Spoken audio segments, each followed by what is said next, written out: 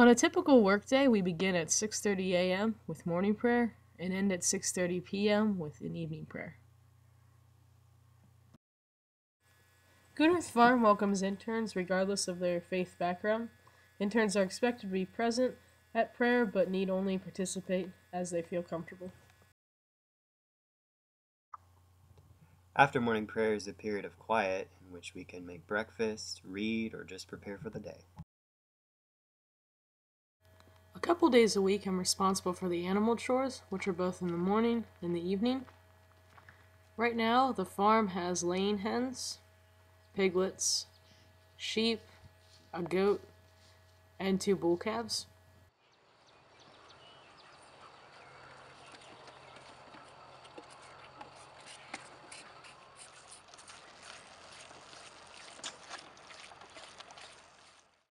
One of my favorite things I've learned while at the farm is how to make homemade bread. So one of my chores is to make bread throughout the week.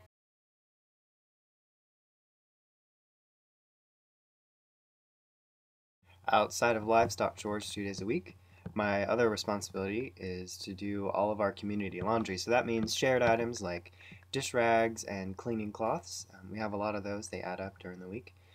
And so I wash and dry and fold all of them, and we don't actually have a dryer at the farm to save energy. So we hang all of our laundry outside to dry in the sunlight and fresh air when the weather's nice, and it always smells great when you bring it in off the line. We start with a morning meeting at 8 a.m. where we discuss what we're going to do for the day. When I first arrived at the farm, it was during the summer months. So most mornings were spent in the garden, harvesting or weeding things like tomatoes, okra, eggplants, peppers, raspberries, and other fruits and vegetables. However, work on the farm tends to vary season by season or week by week, so there's plenty of new and exciting opportunities throughout the internship. Our morning work included harvesting, canning and preserving food, putting in new fencing, working with the pigs, cleaning out the barn stalls in the hen house, running errands, cleaning up the house, and working on small construction projects. I think one of the most exciting experiences I've been a part of at the farm was shearing the sheep and trimming their hooves. I had an opportunity to herd and catch one of the lambs, and so I was standing there and I realized that I had no idea how to do it. Usually I try to plan what I'm going to do whenever I go to do something in my head before it happens, and I just realized how unpredictable the situation was, and so I was like, well, I guess I better just run and try to catch this sheep. So I just ran and caught it, and just an experience I never imagined having. One of my favorite projects at the farm was planting produce. On my first work day, I was put in charge of leading volunteers in harvesting carrots and beets, and that was very exciting, especially later that day when we ate some of the produce we harvested. But what's been really rewarding and really humbling is learning about the entire process of fruit production. So one Saturday with volunteers, we prepared a fall bed and tilled the earth and hoed and pulled a bunch of weeds by hand. And then we laid some furrows and planted pak choi and tatsoi, which are Asian greens.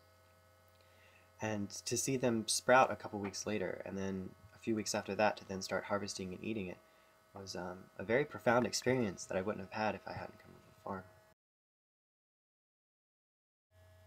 I've also gotten a lot of experience cooking while at the farm for anywhere from 10 to 30 people.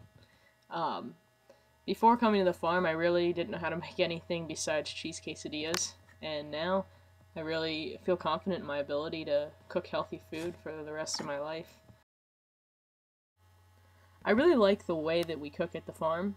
Instead of deciding on a particular dish and going to the store to buy those ingredients, we go into the shop, we see what vegetables we have available, what things are in the kitchen, and then figure out what we can make with that. I've also gotten the opportunity to make a lot of things that in the past I've only bought from the store, like ice cream. We made homemade blueberry ice cream with a hand-turning ice cream maker and fresh blueberries and chocolate chips. Homemade bread, salsa, homemade pesto and Alfredo sauce and eggnog that we made with eggs that our hens laid. We work from 8 a.m. until noon, and at noon we have lunch. Oftentimes we heat up leftovers for lunch and eat them together, or sometimes we'll eat lunch separately. After lunch we have a siesta period until 2:30. Oftentimes I'll take a nice long nap if I'm tired from work, or sometimes I'll practice juggling around the farm. Other people will do things like reading, writing, go for a bike ride on the bike path, or whatever you feel like doing during this time. It's a good time to give yourself a little rest. Both of us work on group leadership. On Saturdays and sometimes Fridays, when volunteer groups come out, we each lead them in different projects around the farm. For example, one of my projects was the Earthbag Chapel project, and so I led volunteers in that. Um, we'll lead projects harvesting produce or moving compost. We also focus a lot on hospitality, so that means welcoming guests during the summer who come to stay, welcoming people to our Tuesday Eucharist and Saturday volunteer lunches. Part of my internship for individual projects was writing, since I studied writing and psychology back at college. So Brad and I did a lot of readings about poetry and creative writing in general, and I've been writing for an internship blog here at the farm on the website. And I've also written a couple poems that I've submitted to some competitions. I haven't heard back yet, but the great thing is the farm provides you time and space to do something like that, to write. Another project that I've been working on is this Earthbag Chapel courtyard. Now I don't have any prior construction experience really, so when I took on this project it was a little daunting at first, but I did a lot of background reading and I went to a workshop led by two Buddhist nuns from the Great Determination Buddhist Hermitage here in Southeast Ohio. And at the workshop I learned all about this sustainable building technique, and I came back and worked with Robert Depew, our neighbor, setting up the foundation, and then with volunteers every Friday and Saturday moving tons, literal tons of earth and gravel and starting to slowly build up our walls. And it's been a great confidence booster. I've used a backhoe, I've bossed tons of people around and had a great time with them. It's been really nice. One of my hobbies is juggling, so the farm has provided me time to work on this. A lot of times I use my siesta time to juggle outside. I've made a juggling video on the farm, and I also went to an international juggling festival over the summer for about a week. And at this festival I was trained to start a youth education program. So one of my individual projects has been starting an after-school juggling program at the Athens Middle School. And we've been using healthy farm food to provide a healthy snack for the students and teach them how to juggle one day a week. And I've also been making videos for the farm. This is the fourth video I've made for the farm, just to put up on their website.